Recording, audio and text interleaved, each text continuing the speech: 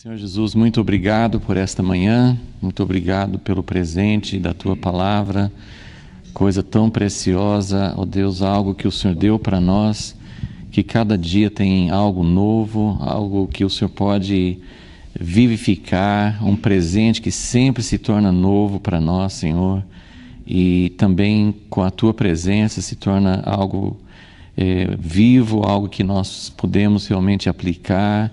Não só nós temos um livro que tem as Tuas instruções, mas nós temos a Tua presença e Teu poder para viver em nós e para fazer com que seja uma realidade, Senhor.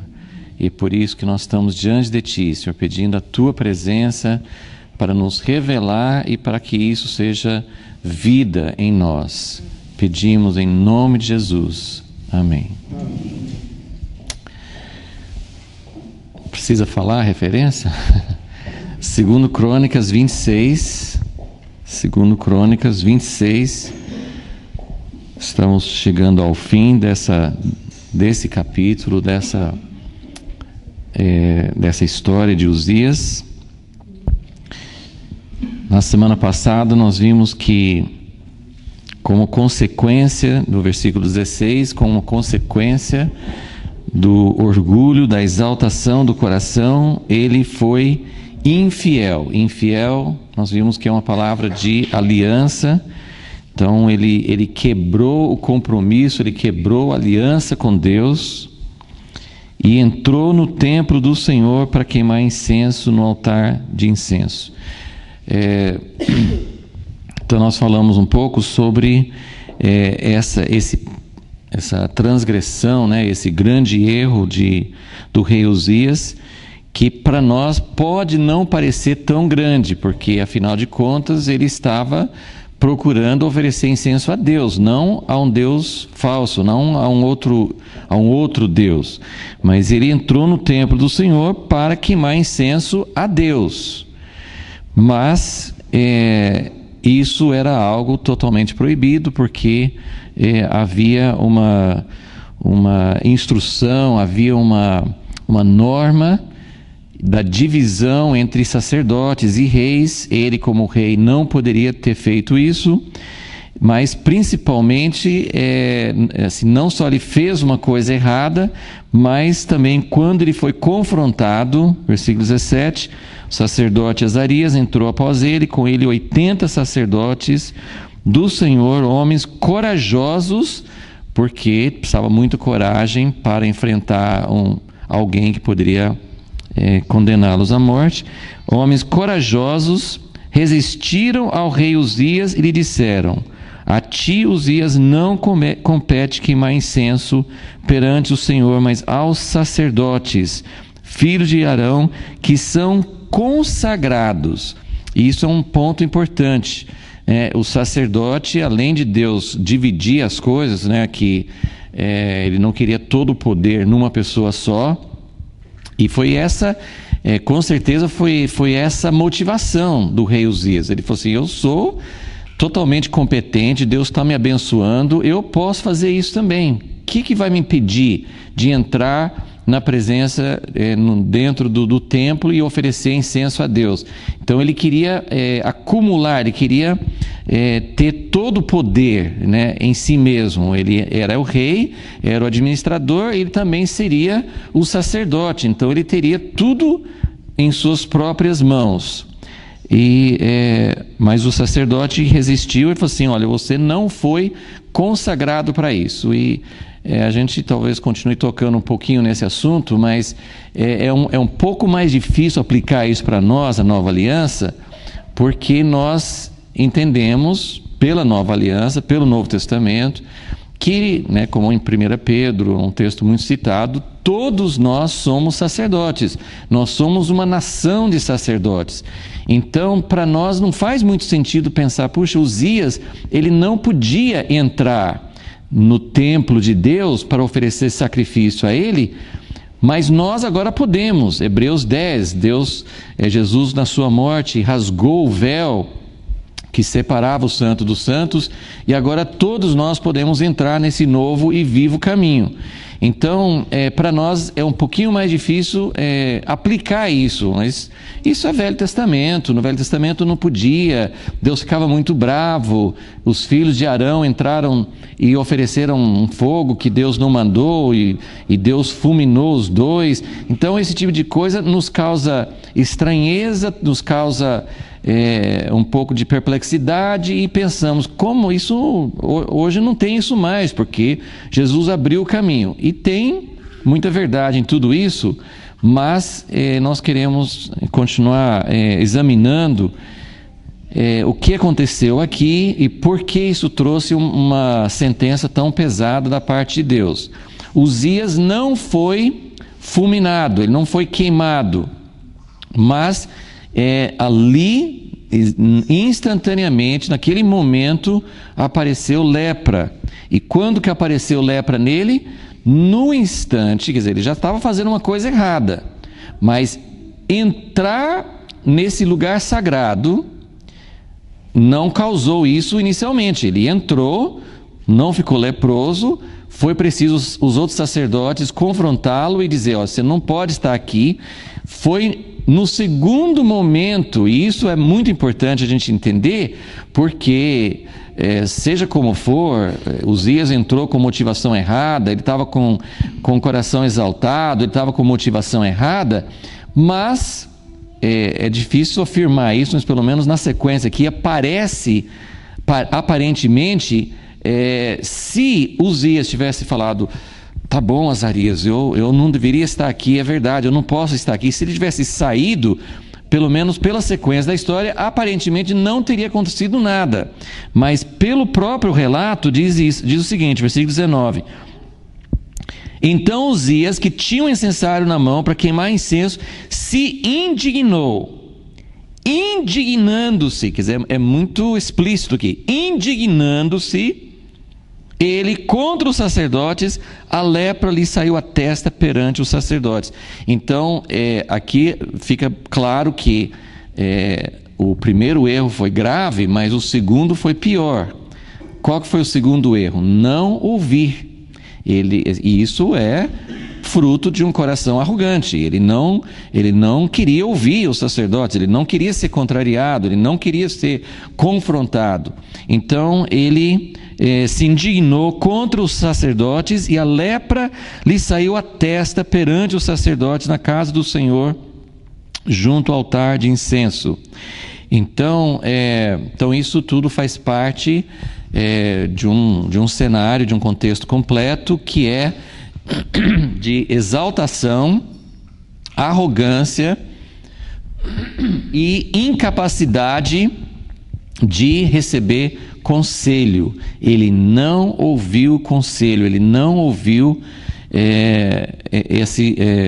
a repreensão dos outros sacerdotes. E nessa sequência que nós estamos fazendo, que esse é o terceiro de 4 reis, na verdade o quarto rei que vai aparecer depois, no capítulo 27, temos poucas informações sobre ele.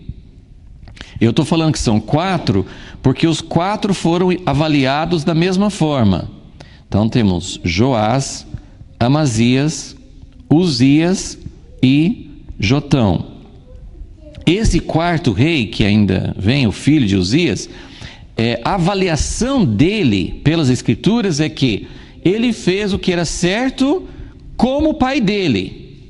Ele não fez o que era certo como Davi. Então nós entendemos que Jotão também recebeu uma avaliação mais ou menos, né? Ele recebeu uma avaliação não chegando a ser como Davi. Ser como Davi não significa ser perfeito, porque Davi também não era perfeito, mas ser como Davi significava ter um coração muito íntegro, muito apaixonado, não dividido, em ter um coração totalmente pelo Senhor. Então Jotão recebeu essa avaliação.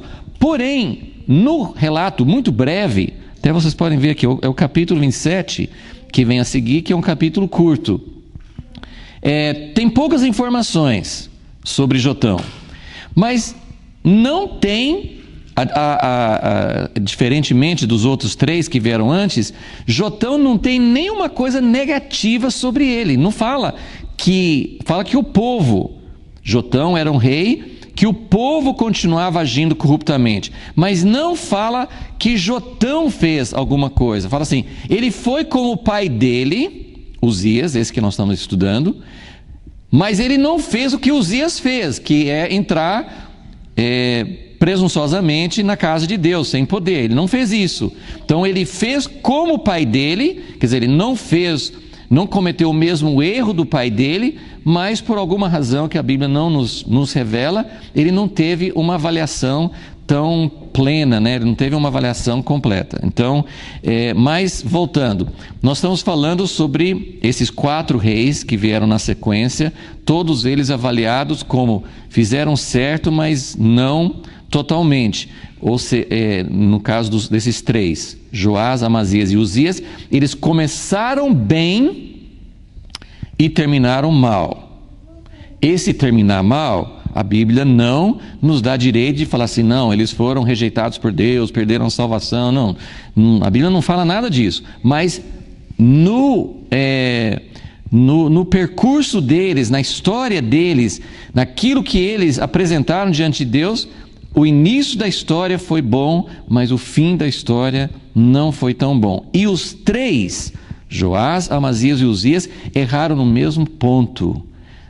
Orgulho, não ouvir conselhos. Por isso que eu falei semana passada, uma boa maneira de avaliar seu coração, porque como eu falei, todos nós temos orgulho. Se você disser que não tem orgulho, esse já seria um dos piores orgulhos, né? De falar assim, eu não tenho orgulho, né? Então, nós não podemos dizer, não, eu não tenho orgulho. Nós não vamos chegar ao ponto de dizer, eu não tenho orgulho. Mas nós podemos ter um coração tratado por Deus.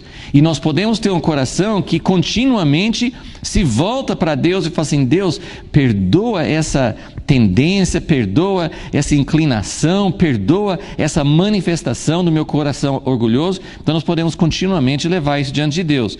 Agora, quando nós achamos que não tem mais problema, né, acho que na carta aos Coríntios, Paulo fala, quem acha que está em pé, cuidado, que aí já é o problema, né? Então, quem acha que não tem mais perigo, quem acha que, puxa, Deus já tratou comigo, já passei por isso, já venci, Deus me ensinou, né? Deus me ensinou como vencer o orgulho, né? Deus me ensinou a superar. Então, esse é o grande problema. No momento em que a gente acha que não tem mais problema, aí que nós estamos na posição mais perigosa.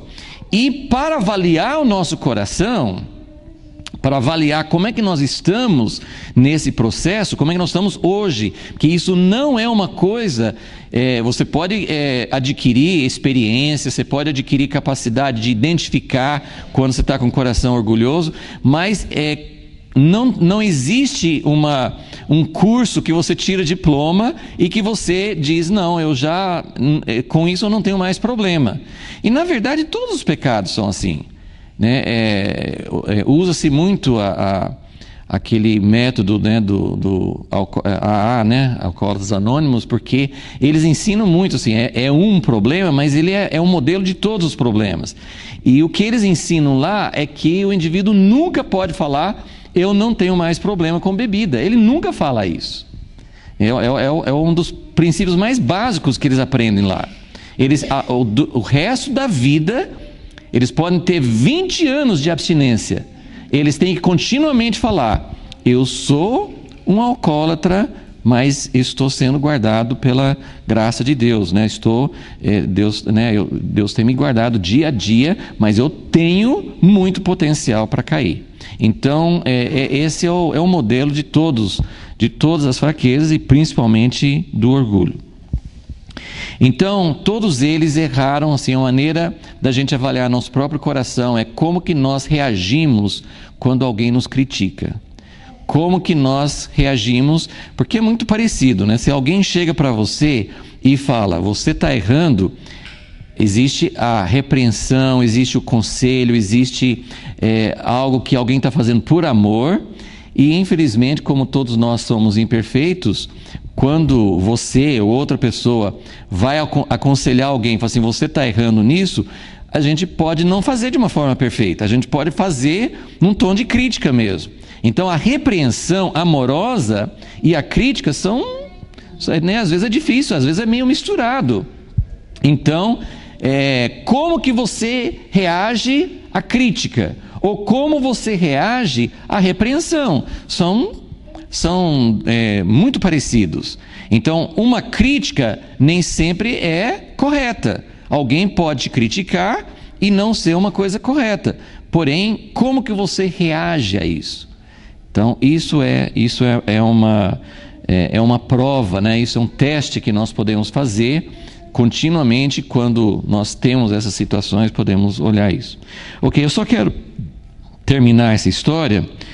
Vamos ler aqui até o final do capítulo, porque Uzias então entrou no templo, não podia ter entrado, ele não tinha preparação, não era vontade de Deus que uma pessoa tivesse todos os poderes, todas as funções em uma só pessoa. Então tem várias coisas incluídas nesse contexto, mas principalmente a reação dele de indignação foi, pelo que nós lemos aqui, foi o que causou o juízo de Deus. Agora, esse juízo de Deus foi uma doença chamada lepra. Muitos estudiosos dizem que o que é chamado de lepra no Velho Testamento não é exatamente lepra de hoje, mas isso não vem ao caso, sim.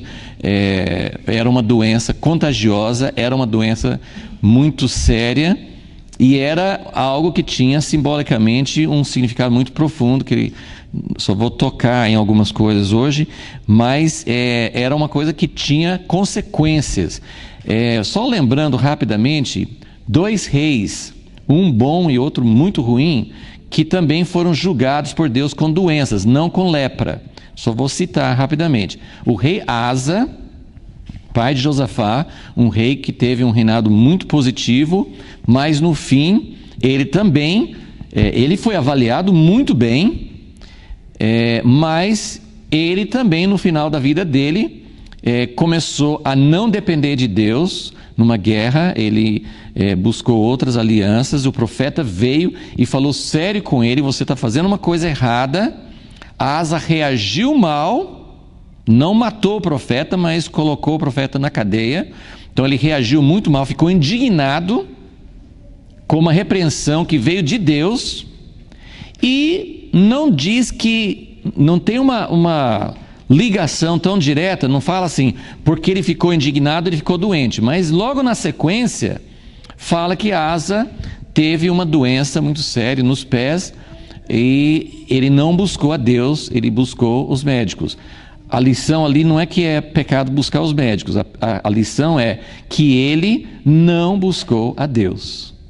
Ele não dependeu de Deus, assim como ele não dependeu de Deus para lutar contra os inimigos dele, ele também não dependeu de Deus. Então ele se tornou arrogante e veio uma doença. Isso é uma das histórias. Outra história é o rei Jeorão, filho de Josafá, genro de Acabe e Jezabel, que foi um rei muito mau, um rei que não andou nos caminhos de Deus. Deus fez várias coisas para que ele acordasse, mas no fim ele foi, aí fala claramente que Deus, nem toda doença é assim, mas em algumas situações Deus manda a doença. Então, no caso de Jeorão, Deus enviou uma doença para ele, uma doença terrível. Ele sofreu horrores durante 2 anos. Qual o propósito? Olha, como que Deus pode fazer uma coisa tão maldosa com alguém? Não, era uma coisa benéfica, porque Deus estava dando a chance para ele se arrepender. Deus não pegou e mandou um raio e matou. Não, ele deu chance. Durante 2 anos, com doença, com enfermidade, com muita dor, ele não se voltou ao Senhor. Então são exemplos de doenças, ok? Isso é uma comparação. Uzias, então, ele foi ferido por Deus, versículo 20. Quando o sumo sacerdote Azarias olhou para ele, como também todos os sacerdotes, e viram que estava leproso na testa, apressadamente o lançaram fora. Até ele mesmo se deu pressa em sair, visto que o Senhor o ferira. Então ele foi ferido por Deus. Ok, por que eu citei as outras duas doenças? Porque as outras duas doenças, principalmente de Jeorão, foram doenças sérias, causaram muita agonia para Jeorão, principalmente, mas não foi lepra. Agora, qual que é a diferença de lepra com todas as outras doenças em relação à simbologia do Velho Testamento? Qual que é a diferença? Que lepra é uma doença que não só faz a pessoa sofrer porque é uma doença, mas é uma doença que separa a pessoa de toda a comunidade. Então, eu não vou ler. Em Levítico tem capítulos inteiros, tem vários capítulos que falam sobre lepra, mas só vamos olhar, eu só quero mostrar para vocês dois textos rapidinho para você ver a seriedade. Levítico 13.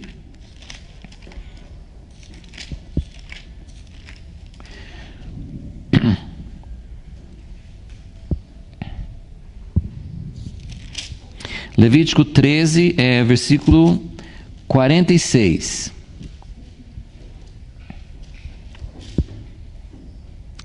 Será imundo, ele está falando sobre o leproso. Será imundo todos os dias em que a praga estiver nele. É imundo e habitará só. A sua habitação será fora do arraial. Depois, agora, Números capítulo 5, foi a hora que eles puseram isso em prática, porque Deus foi ensinando para Moisés, é assim que vocês têm que agir, se uma pessoa estiver com lepra, vocês têm que fazer assim, e em Números nós vemos como isso foi implementado, como isso aconteceu de fato. Número 5, versículo 1, diz o Senhor a Moisés: ordena aos filhos de Israel que lancem fora do arraial a todo leproso, e a todo que padece fluxo, e a todo imundo por causa do contato com algum morto. Então aqui está juntando leprosos, pessoas com fluxo de sangue, porque sangue era uma coisa que também deixava a pessoa impura, e também contato com mortos, né? Um cadáver, né? Todas essas coisas fariam com que a pessoa se tornasse imunda. E quando uma pessoa era imunda, em todos esses casos, mesmo a lepra mesmo naquele tempo que não tinha muito conhecimento, recursos, a lepra não era o tipo de lepra que, como eu falei, assim, tem alguns estudiosos que falam que não é o que nós chamamos de lepra hoje, mas enfim, era uma doença na pele e não era necessariamente uma doença permanente. As pessoas ficavam, e aí tem todos esses capítulos de Levítico que vão explicar o que acontece quando a pessoa fica leprosa e o que acontece quando a pessoa vê que não tem mais lepra. Aí tinha que passar por todo um processo de ser examinado pelo sacerdote. Por isso que Jesus, quando curou os 10 leprosos, ele nem falou, vocês estão curados. Ele falou assim, vá lá para o sacerdote para ele examinar vocês, né? E a caminho disso é que eles foram curados. Então, eles tinham que se apresentar ao sacerdote, o sacerdote tinha as especificações para dizer, tinha toda aquela coisa assim, vê se está vermelho, vê se está branco, vê se está mais fundo que a pele. Então tinha todas as especificações, como que eles iam ver se a lepra estava curada ou não. Então, e quem tinha fluxo de sangue, ou quem tinha contato com algum morto, então não eram coisas permanentes, mas enquanto estivesse impuro, eles teriam que ser separados do resto da comunidade. Isso por quê? Porque esse tipo, nem todas as doenças são assim, aliás, poucas, mas essas doenças eram consideradas contagiosas. Eram consideradas assim, se não se separarem, além de fazer mal para a pessoa, vai fazer mal para muitas outras pessoas. Essa contaminação vai espalhar, ok? Então, eles fizeram isso, né? Então, vamos voltar para Crônicas, segundo Crônicas 26, só para ver o que aconteceu com o rei Uzias. O rei Uzias foi... Ele recebeu, né, essa doença, né? Ele foi acometido dessa doença. Ali no momento, instantaneamente, apareceu a lepra. E os sacerdotes ficaram ainda mais, até então, eles estavam agindo com cautela. Rei, o senhor precisa saia, porque a palavra de Deus diz assim, eles eram 80 e ele era um só, mesmo assim eles ficaram com receio. Mas quando apareceu a lepra, eles já iam pegar, eles foram pegar Uzias para retirá-lo à força, e aí fala que o próprio rei não estava mais resistindo, porque ele viu que estava com lepra, e ele saiu correndo. Mas como que ficou isso dali para frente? Então olha só, versículo 21. Assim ficou... Segundo Crônicas 26, 21. Assim ficou leproso o rei Uzias até o dia de sua morte. Nós não temos esse número de anos, não sabemos quantos anos, né, quanto tempo ele ficou, mas até o dia de sua morte. E morou, por ser leproso, numa casa separada, porque no Velho Testamento tinha um arraial, tinha um acampamento, então ficava fora do acampamento. Aqui ele ficava não fora da cidade, mas ele tinha que ficar separado. Ele tinha que morar não no palácio, ele tinha que morar numa casa separada, só ele, numa casa separada, porque foi excluído da casa do Senhor. Então, olha só, ele foi excluído do convívio com outras pessoas. Ele foi excluído, aqui depois fala, Jotão, seu filho, tinha o cargo da casa do rei, julgando o povo da terra. Então ele foi exonerado, né? Ele foi retirado de suas funções como rei. Ele era titular, mas ele era, assim, ele não exercia mais, né? Quando fala no início do reinado dele, ele reinou 55 anos, mas por algum tempo, que a Bíblia não fala quantos anos, uma parte desses 55 anos, ele não estava governando. Uma parte desse tempo, o filho dele estava governando. Então, a lepra fez com que ele morasse sozinho, fez com que ele parasse de exercer suas funções de rei, e fez com que ele fosse excluído, quer dizer, ele não podia mais entrar na casa de Deus. Ok? É muito sério isso, mas não acabou ainda. Não acabou a separação, sei lá, assim, né? Olha só até onde foi. Então, julgando o povo da terra. Versículo 22, quanto ao restante dos atos de Uzias, tanto os primeiros como os últimos, o profeta Isaías, filho de Amós, que é o Isaías do livro profético na Bíblia, o escreveu. Então Isaías escreveu mais coisas além do que nós temos, porque no livro de Isaías escreve, os profetas escreviam algumas partes de história, e nós vamos recorrer nesse estudo nosso, nós vamos de vez em quando recorrer aos profetas para ter uma complementação, porque até aqui nós temos 2 relatos, segundo Reis. Eu estou ficando só em Crônicas, porque nesse relato aqui, porque segundo Reis 15, né, que é o relato paralelo, não tem dados complementares, é muito mais curto. Mas em alguns casos, como o rei Ezequias, nós vamos ter outros relatos que, além de Reis e Crônicas, nós vamos ter relatos de Isaías, de Jeremias, depois, mais para frente, de Ezequiel e Daniel. Então, os profetas, eles escreviam história, e eu já falei isso antes, mas eu acho muito interessante, porque o estudo de história, do ponto de vista de Deus, é maravilhoso a gente entender uma perspectiva de história, e os vários relatos em Reis e Crônicas, eles falam, olha, se você quiser saber mais, tem os escritos de tal vidente, de tal profeta, de tal homem de Deus. E muitas coisas que estão nesses livros, eles pegaram de lá. Então isso é muito importante, porque o profeta, ele sabe para onde o povo de Deus vai, mas ele precisa saber de onde o povo de Deus veio, e ele precisa saber interpretar de hoje, porque essas coisas que os profetas escreviam eram contemporâneos. Então os profetas, eles analisavam, eles tinham a palavra de Deus, porque Deus falava com eles. Então eles sabiam o que Deus estava falando. E eu acho isso tão difícil, né? Hoje nós estamos no século 21, na era da informação, temos todas as informações do mundo inteiro. Você entra na internet, você ouve aqui, você ouve ali. Mas eu fico perplexo até hoje, porque tem tantos relatos contraditórios que, mesmo com toda essa informação, você não fica pensando, você escuta uma coisa na televisão, mas foi assim mesmo? Será que foi assim? Né? Será que a polícia contou aquele crime direito? Será que tem todas essas coisas aí do julgamento de políticos, e um fala, outro tem delação, tem não sei o quê, mas onde está a verdade? O cara que fez delação também às vezes está falando para ganhar alguma vantagem, o outro responde, não, eu não fiz isso.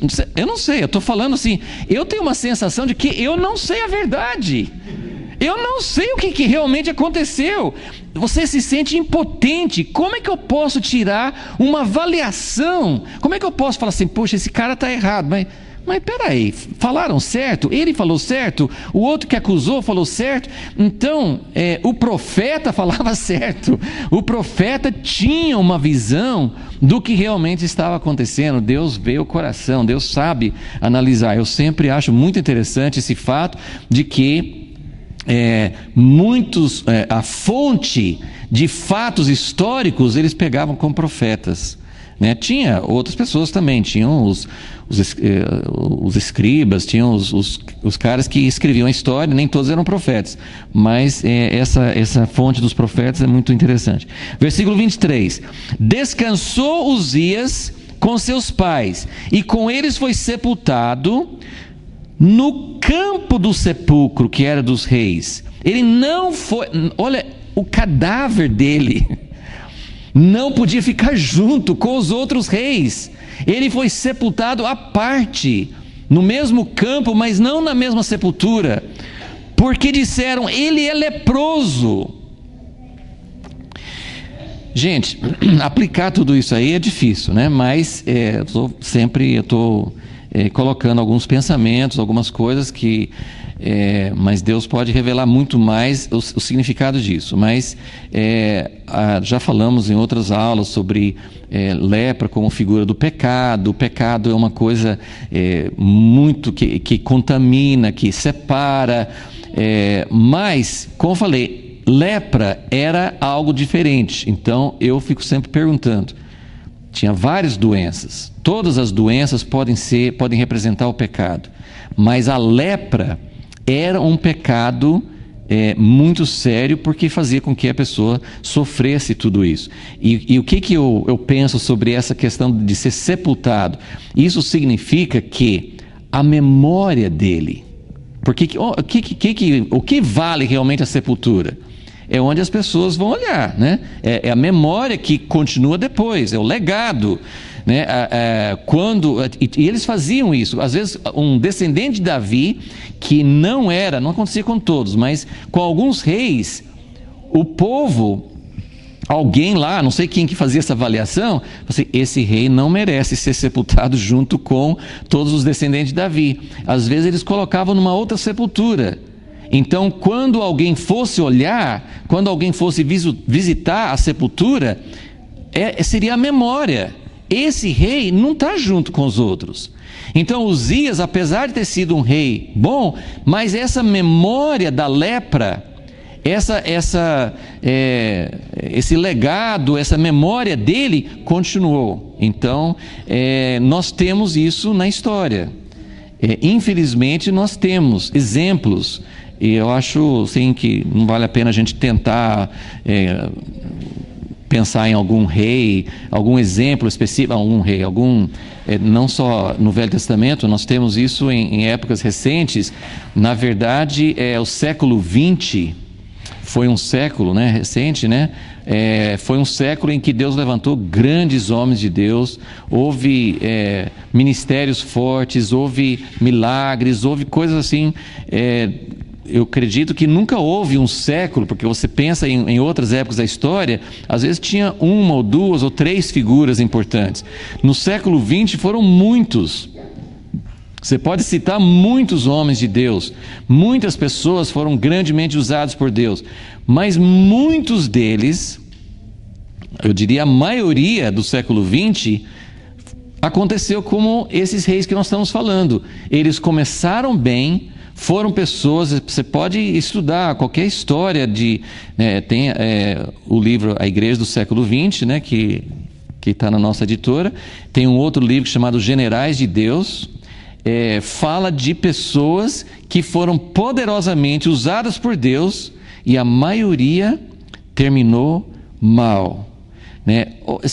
Esse mal não significa que pecaram, que saíram da presença de Deus totalmente, mas alguma coisa deu errado. Até eu vou dar um exemplo que não é talvez tão conhecido ou tão citado. Foi no início do século XX, o avivamento no país de Gales. Acho que a maioria tem lido alguma coisa, né, sobre esse avivamento. Veio antes do avivamento Azusa. Foi um avivamento muito forte e não tinha um líder específico, assim, eles não ficavam sempre olhando para uma pessoa, o Espírito Santo estava agindo, mas tinha alguém que foi usado por Deus na oração antes e que apareceu, né? Ele era um instrumento de Deus durante o avivamento, chamado Evan Roberts. Ele era muito humilde, ele não tentava se projetar, mas ele ficou muitos, assim, depois, algum tempo depois, eu não sei exatamente o período de tempo, ele se esgotou fisicamente, ele ficou doente e ele viveu muitos anos depois do avivamento, mas nunca mais ele voltou a ser usado por Deus como antes. Então, isso acontece com muita gente. Pessoas que eram muito fortes, tem pessoas contemporâneas, tem pessoas que vão lembrar de ver televangelistas que hoje estão ministrando, né? Posso dar o nome de Jimmy Swaggart. Quantas pessoas assistiam naquele tempo? Naquele tempo, assim, a gente ficava comovido, a gente ficava assim, ele tinha muito carisma, ele falava, as pessoas choravam, era um mover de Deus, você ficava assim tocado, ele tinha uma palavra que tocava nas pessoas. E eu poderia dar muitos e muitos exemplos, mas esse é um cara que está vivo hoje. Eu não estou dizendo, eu não posso fazer avaliação dele, mas não é como antes, nunca mais foi como antes. E tem muitos outros exemplos. Então, essa lepra, é isso que eu queria examinar um pouco com vocês. Eu tenho falado sobre o coração exaltado, que ele existe em todos nós. Você pode passar por 20 anos no vale, 20 anos na humildade, como eu fiz aquele desenho, aquele diagrama, lá embaixo no fracasso, na derrota. Enquanto você está lá, geralmente, porque acho que tem jeito até na derrota de você ficar orgulhoso, né? Tem jeito, mas geralmente quando a gente está lá embaixo, a gente fica humilde porque você não tem do que se vangloriar. Mas é só começar a acontecer alguma coisa que nosso coração tende a se exaltar. Então, qual é o antídoto? Como que a gente não tem uma coisa que vai te ajudar assim, a vencer permanentemente? Não tem um remédio que você toma, uma injeção, né, que cura você dessa doença e que você fica livre dela para sempre. Não tem.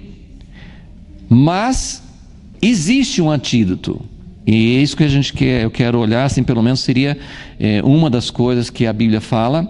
Antes de ir para outros textos, que nós vamos deixar Crônicas, vamos voltar aqui para o versículo 5, 2 Crônicas 26, 5, que, como eu tenho mostrado bastante, esse versículo era a chave de Uzias ter tido a bênção de Deus durante boa parte do reinado dele, que fala: buscou a Deus nos dias de Zacarias, que o instruiu no temor de Deus. Esse versículo tem várias traduções, tem traduções que acho que não falam de temor, mas essa palavra temor de Deus fala também que ele instruía também nas visões de Deus.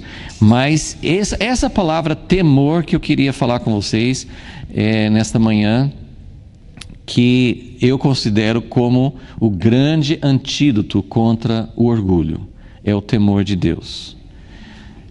E esse temor de Deus, porque nós precisamos entender, quando nós pensamos no que Uzias fez, ele entrou na casa de Deus como sacerdote, mas hoje todos nós somos chamados a entrar na casa de Deus como sacerdotes. Então, a gente precisa entender o que Uzias fez de errado. Tudo bem que ele não podia reunir todas as funções como sacerdote, como rei, mas eu estou querendo focar mais em qual é o problema. Se Deus realmente está nos convidando hoje, na nova aliança, para entrar Uzias chegou até o santo lugar. Deus está nos chamando para entrar no santíssimo lugar. Nós podemos entrar. Tem um novo e vivo caminho que nós podemos entrar. Mas como que a gente entende, como é que a gente aplica essas situações, principalmente do Velho Testamento, que mostram que não era sempre que podia entrar?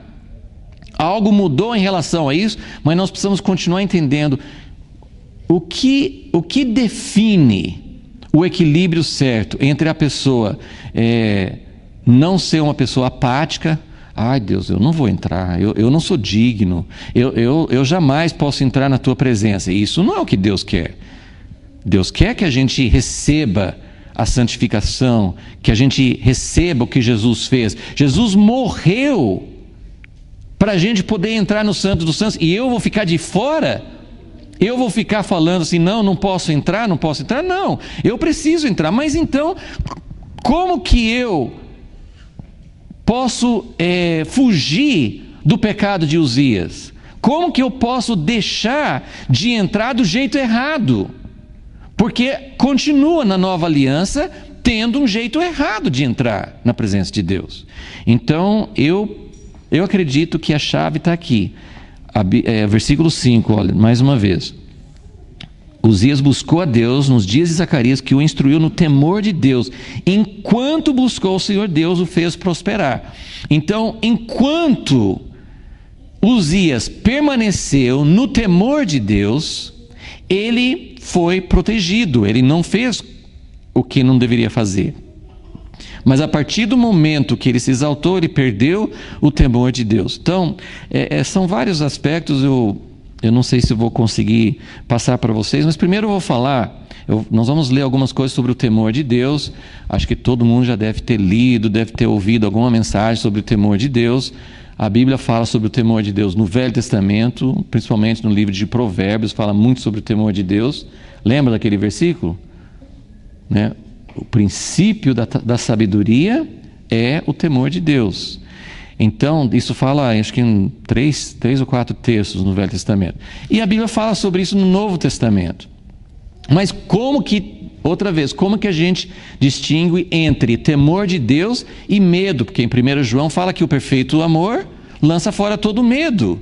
Não é para ter medo, é para a gente entrar com confiança. Entende? Então, a gente precisa entender um pouquinho sobre isso. Mas primeiro deixa eu citar, teve 3 pessoas, Uzias é uma delas, né, a terceira, mas houve mais 2 pessoas no Velho Testamento que foram feridas de lepra. Quem que é bom para lembrar? Além de Uzias, quem mais? Miriam, foi a primeira. Segunda?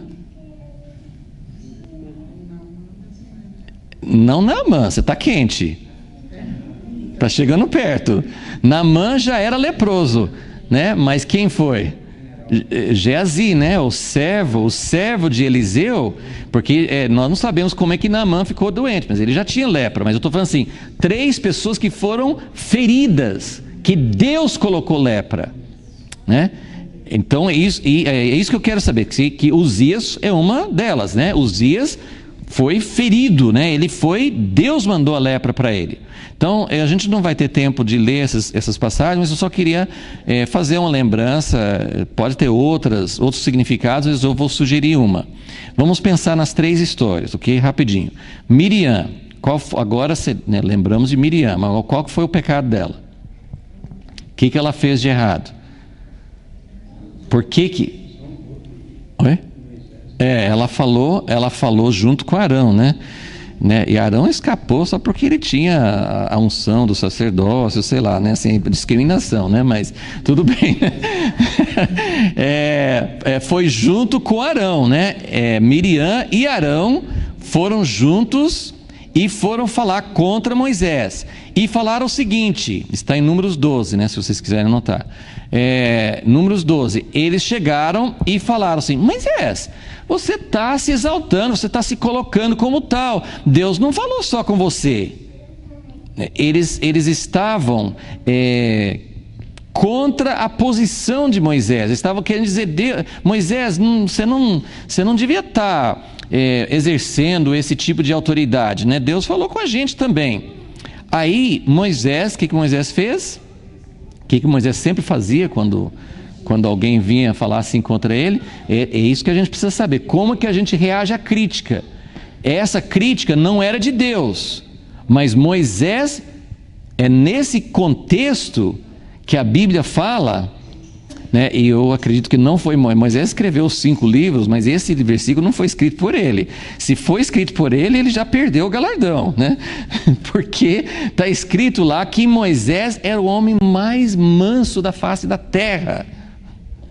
Então acho que não foi Moisés que escreveu isso, acho que algum escriba, quem compilou assim as escrituras, que colocou isso depois, mas a gente não sabe. Mas está nas escrituras. Moisés era o homem mais manso, mais humilde da face da terra. Por que foi colocado aqui? Porque ele não abriu a boca para se defender. Ele não fez nada. Talvez ele pensou: Deus, eu não sei, será eu estou fazendo uma coisa errada? Eu estou exercendo uma função que não é minha, né? Ele ficou quieto, porque quem tem que falar sobre isso é Deus. Não é pelo cargo.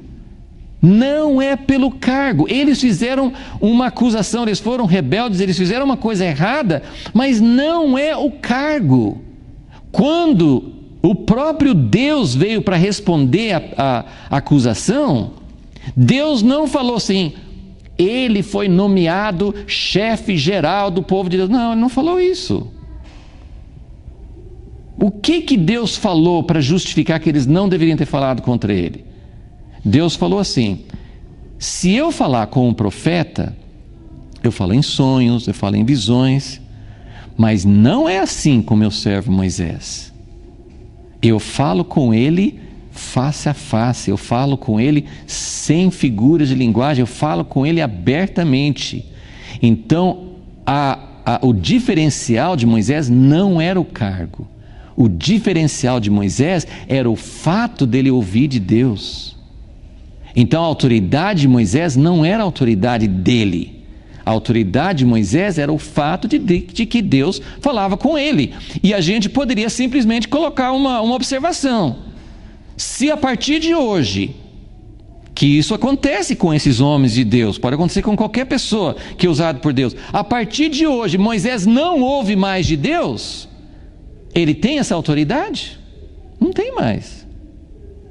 Eu não estou falando contra cargos em si, mas eu só estou falando assim: a autoridade que Deus estava defendendo aqui não era a autoridade de um cargo.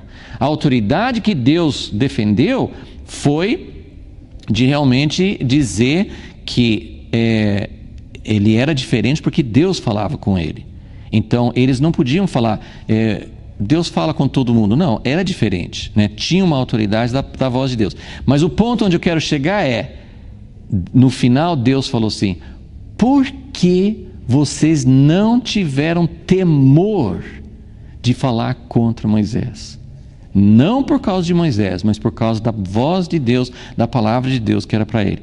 Então, o que eu queria oferecer como uma possibilidade de uma ligação entre esses 3 casos de lepra era presunção, falta de temor. Falta de temor. Eles não tiveram temor de Deus. Não era porque Moisés, o grande Moisés, eles eram irmãos de Moisés, né? Os irmãos geralmente não têm esse tipo de respeito, né? Assim, mas eles tinham que reconhecer Deus, eles tinham que ter temor de Deus. Ok, segundo caso, Geazi. O que Geazi fez de errado? Naamã veio, né? Foi curado, né? Toda aquela história de Naamã, e no final Naamã ofereceu um monte de... Ele falou, olha, eu estou com muitas coisas aqui, eu quero te dar um presente. E Eliseu falou assim, não quero presente nenhum, porque eu não quero que depois você vá falar, alguém fale que eu dei riqueza, que eu fiz Eliseu ficar rico, ou nada disso. Ele queria que fosse uma coisa de Deus. Então Naamã foi embora. Não sabemos se ele foi chateado ou não, mas Eliseu foi bem taxativo, nada disso. E Geazi falou assim, mas que oportunidade que esse homem, a gente fica na pendura todo dia, não sabe de onde vem comida, Deus traz comida, Deus traz dinheiro à porta do profeta, e o profeta fala, não é possível que ele está fazendo isso, né? Então Geazi falou assim, não, eu vou pegar isso aqui. Só que ele não ia pegar para o Eliseu, ia pegar para ele, né? E outra coisa, né? Ele foi e falou com Naamã uma grande mentira. Falou assim, olha, meu senhor acabou de receber umas visitas, ele precisa de umas roupas, né? Ele inventou uma história. Qual foi o problema de Geazi? Presunção, falta de temor. Eliseu não usa essa palavra, mas quando Geazi volta, ele pergunta para Geazi, de onde você vem? Ele fala, não fui em lugar nenhum. Ele conhecia tanto Eliseu, sabia tanto que Deus falava com Eliseu, ele, acima de todas as pessoas, devia saber. Ele não tinha temor de Deus. Presunção, olha, pode ter outras coisas, mas eu estou fazendo essa ligação, acho que é uma coisa possível, então eu quero ler com vocês. Então Uzias também foi presunção, ele achou que podia entrar na casa de Deus. Hoje nós temos uma liberdade diferente do que naquela época. Não é um lugar físico, mas nós podemos entrar na presença de Deus. Mas nós também precisamos entender que a presença de Deus não é brincadeira. E no Novo Testamento, em Hebreus 5, fala que a honra de ser um sacerdote, ninguém pega essa honra por si mesmo, ninguém recebe isso de si mesmo, é sempre chamado de Deus.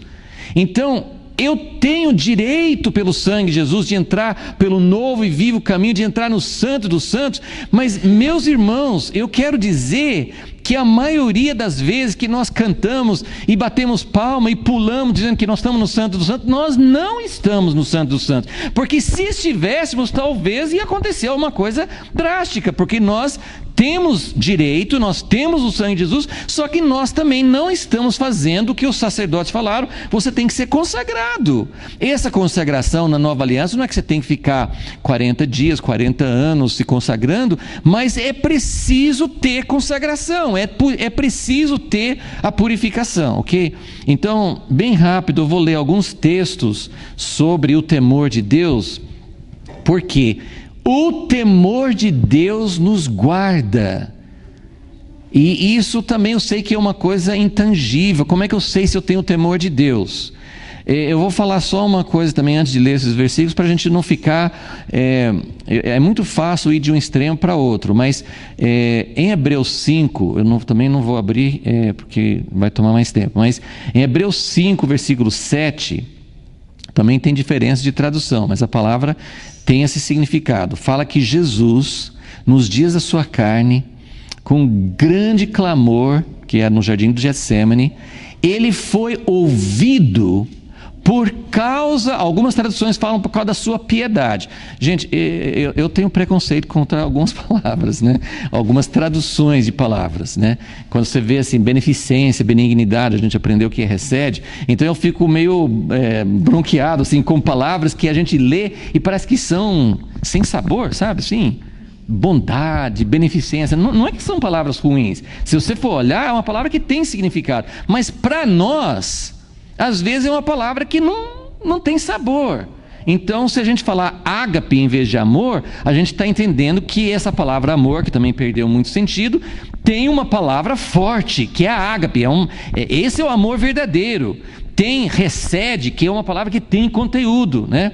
E a palavra piedade, que faz você pensar de alguém que jejua muito, que não que essas coisas sejam ruins, mas faz você, eu acho que não traz uma verdadeira, um quadro na sua mente, não tem um significado que você pensa, isso é uma coisa que eu quero, isso é uma coisa verdadeira.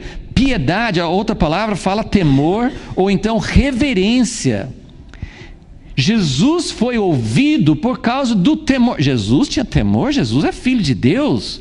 Jesus é um com o Pai, Jesus tem liberdade com o Pai. Se tem alguém que pode chegar na presença do Pai e não precisa ficar falando, Deus, Pai, eu estou aqui porque será que eu posso entrar? Não, Jesus era filho, ele nunca duvidou do fato de que ele era filho. Então, por que eu posso dizer, por que o autor pode dizer que Jesus tinha temor?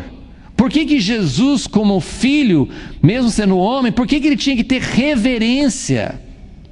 Então, eu tenho pensado isso há muito tempo, né? Sempre eu fico pensando, Jesus tinha temor. Mas não é o medo que 1 João fala, que o perfeito amor lança fora todo medo. Não é medo. Então, o que é que Jesus tinha? Jesus tinha, e aqui que eu acho que está o ponto, que o Espírito Santo venha e toque no nosso coração, que a gente entenda isso, que eu acho que isso é temor de Deus. Jesus tinha, ele já tinha, não é como nós que nós estamos chegando aos poucos a ter um pouquinho do relacionamento com Deus como Pai que nós temos direito de ter. Jesus já tinha. Filipenses 2, ele era um com o Pai, ele não precisava, lembra Filipenses 2? Ele não precisava, tem umas palavras meio difíceis lá também, ele não precisava, o que é o termo? Ele não precisava ter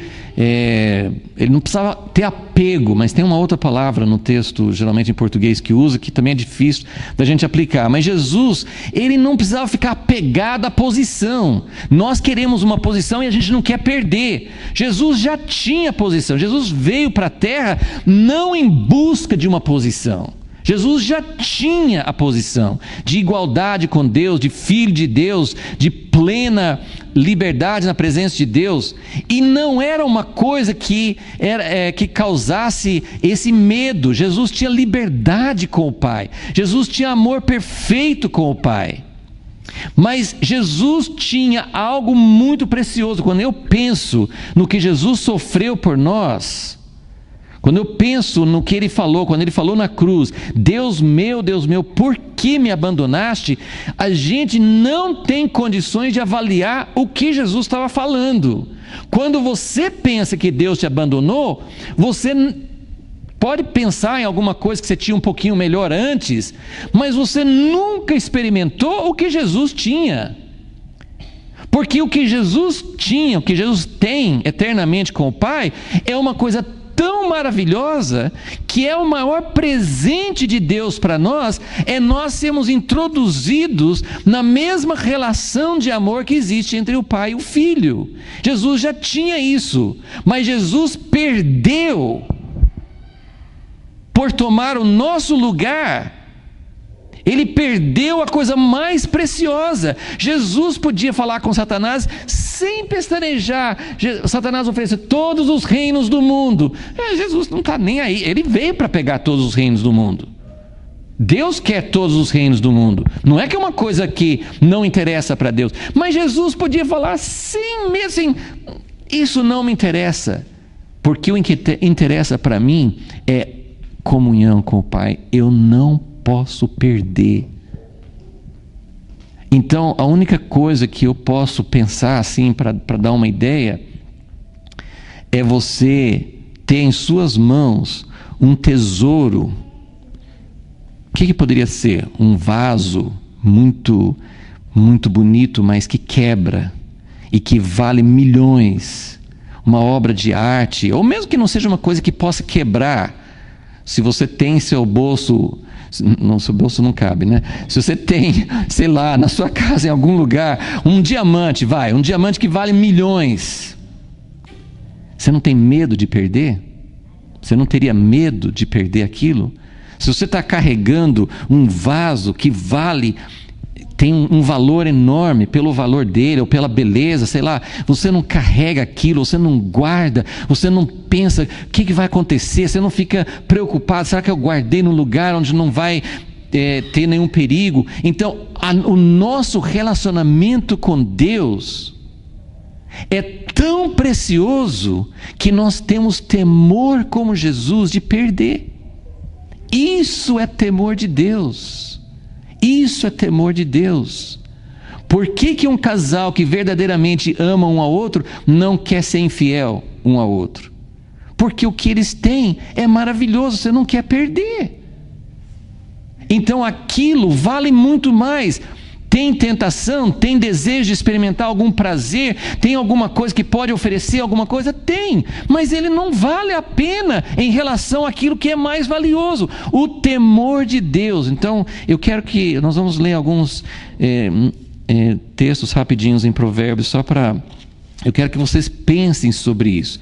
O temor de Deus, de perder o que Deus está nos oferecendo, isso é o antídoto, isso é o que nos guarda do orgulho, da exaltação, isso que nos protege. Olha como Provérbios fala a respeito do temor de Deus. Provérbios 9, versículo 10, vamos lá. Eu vou tentar ler meio rápido em seguida, porque eu acho que assim, cada versículo aqui que fala sobre o temor de Deus, ele fala de um outro aspecto. Então é muito bonito isso, sim, porque o temor de Deus, assim como sabedoria, a sabedoria que fala em Provérbios, que fala na Bíblia, é uma coisa muito diferente do que nós entendemos como sabedoria, né? É uma coisa muito diferente.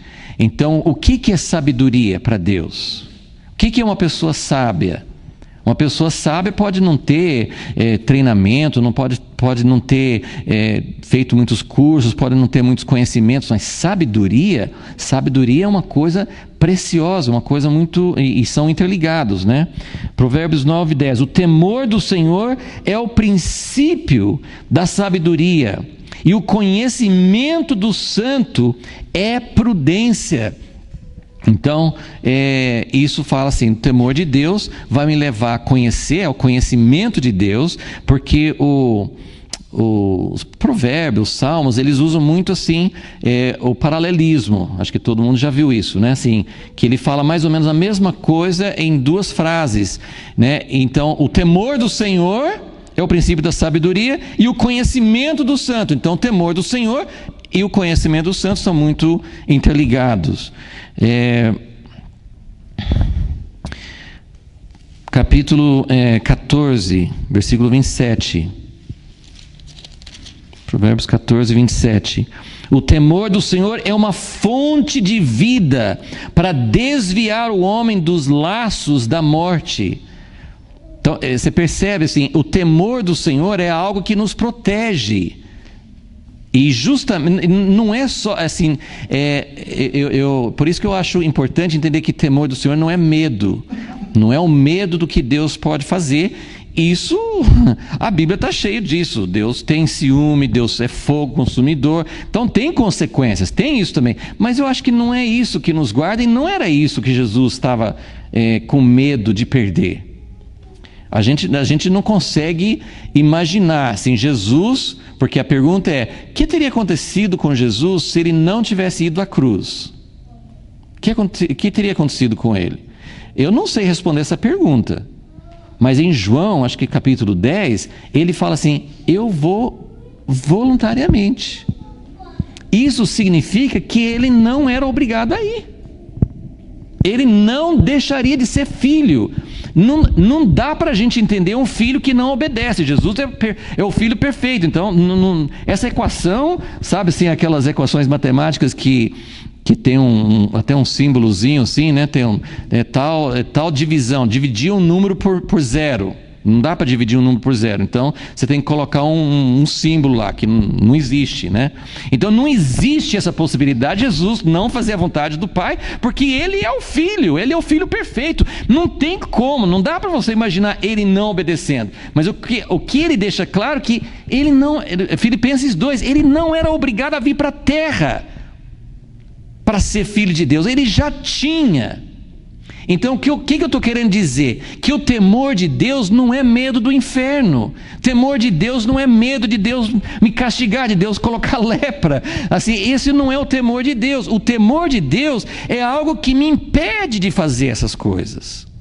O temor de Deus, eu estou com esse tesouro muito valioso e eu estou carregando, isso é uma coisa frágil, e eu estou carregando com muito cuidado, porque eu não posso perder, eu não posso deixar ele quebrar, ok?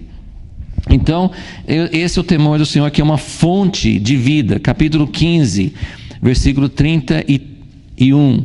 O que dá ouvidos à repreensão da vida, no meio dos sábios fará a sua morada. O que rejeita a disciplina menospreza a sua alma, mas o que dá ouvidos à correção adquire entendimento. Então, tudo isso de ouvir conselhos, de ouvir quem está repreendendo, de ter um coração sábio. A gente já mencionou isso, mas quando Salomão pede a Deus, ele tem um sonho, que todo mundo queria ter esse sonho, né? Que, assim, primeiro você sonhar e Deus falar com você é maravilhoso, né? E segundo, Deus fala assim: pede-me o que você quiser. Jesus, isso aí, gente, que é isso, né? Deus deu um convite para ele, e Salomão não titubeou, ele falou assim: eu quero sabedoria. Mas tem os dois relatos, né, Crônicas e Reis. Em Reis, ele fala, essa palavra, sabedoria, é um coração que ouve. A sabedoria que ele pediu é um coração sensível, um coração que ouve. Olha que coisa tremenda. Então, isso é sabedoria. Sabedoria é ouvir a repreensão. Sabedoria, aí fala o versículo 33, o temor do Senhor é a instrução da sabedoria, e a humildade precede a honra, assim como o orgulho precede a queda. Então, a humildade precede a honra. Isso é temor de Deus. Então, por isso que o temor de Deus é o antídoto. É o temor de Deus que precisa ser continuamente renovado em nossos corações. Versículo 8, capítulo 8, Provérbios 8.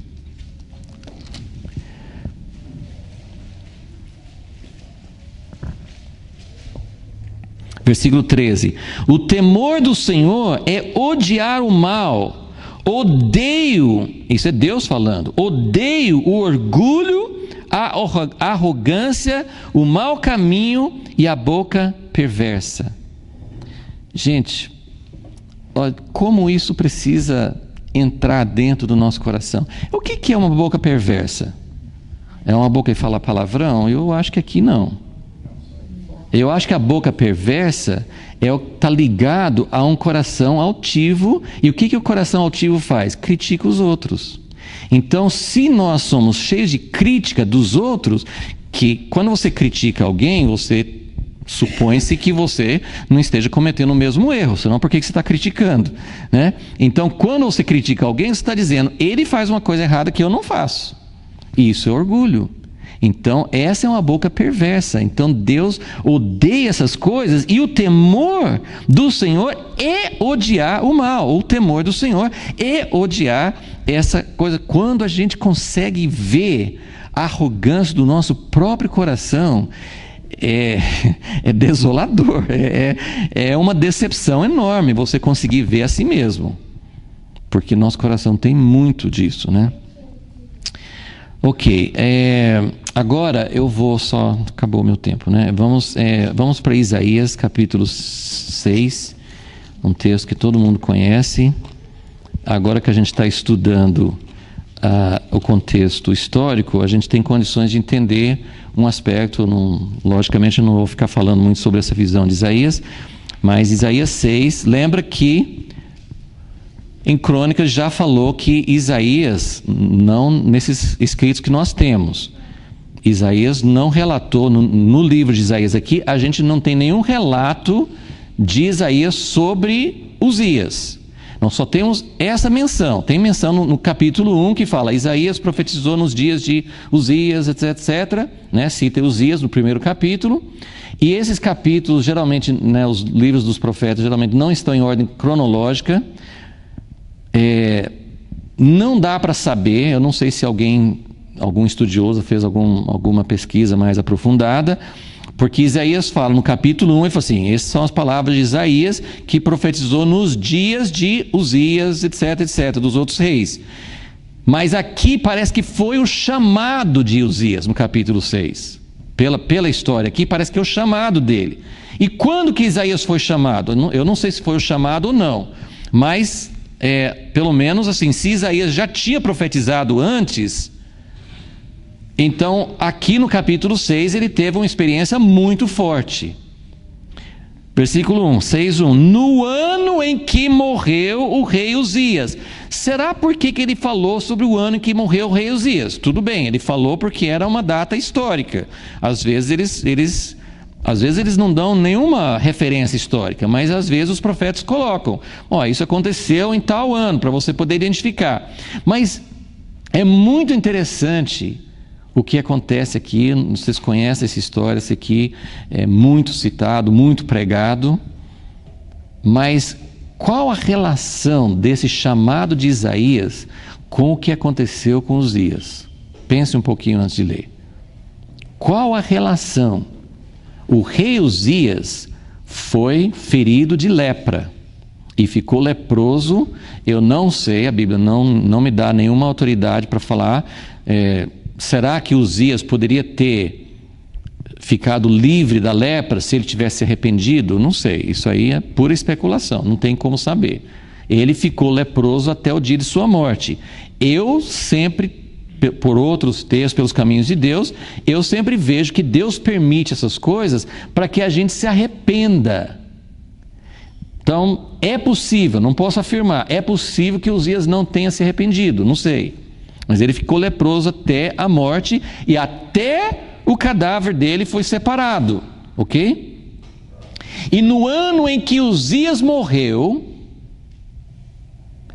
Isaías teve uma visão. E onde Isaías entrou?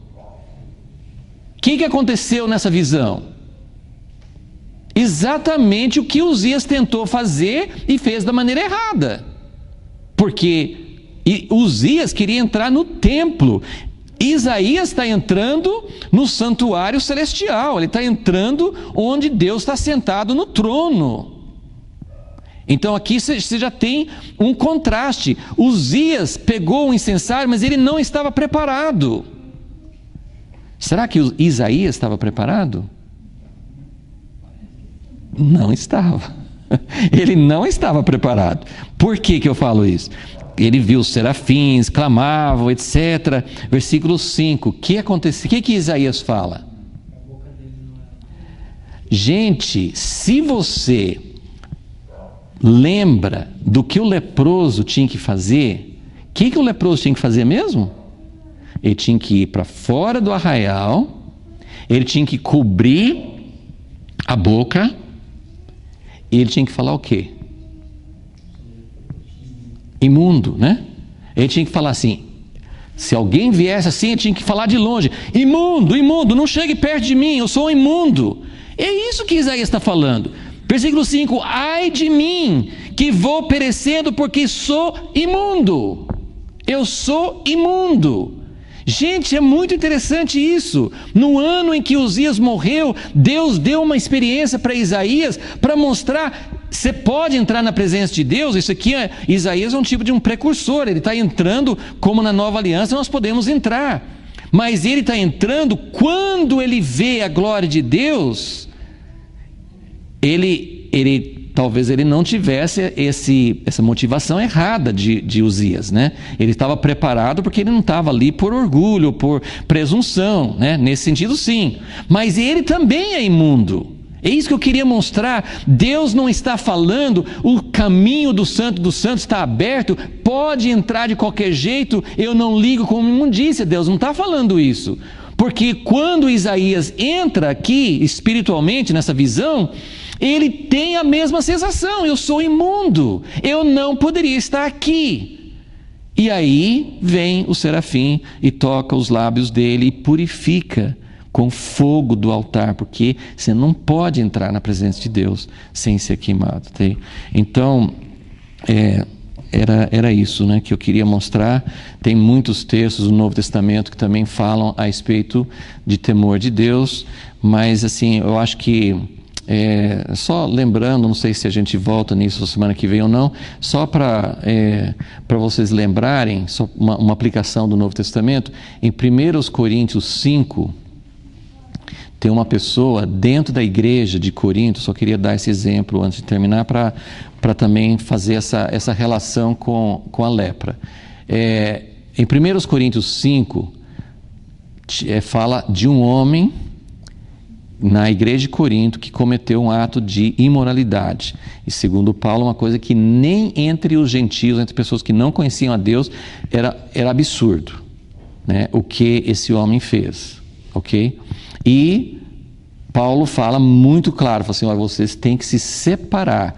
Imundo, separa. Ele falou assim: não estou falando que vocês não podem se associar com qualquer pessoa do mundo, senão você tinha que sair do mundo. Mas eu estou falando que você não pode se associar com pessoas que falam que fazem parte da família de Deus e não são arrependidos e não têm temor de Deus. Remova essa pessoa do meio de vocês. Então é uma coisa que faz um certo paralelo com essa separação da imundície e da lepra. Na segunda carta aos Coríntios, nos capítulos 6 e 7, ele volta a essa mesma, porque tinha passado um tempo, e por causa da primeira carta, a igreja se arrependeu e o indivíduo imoral se arrependeu.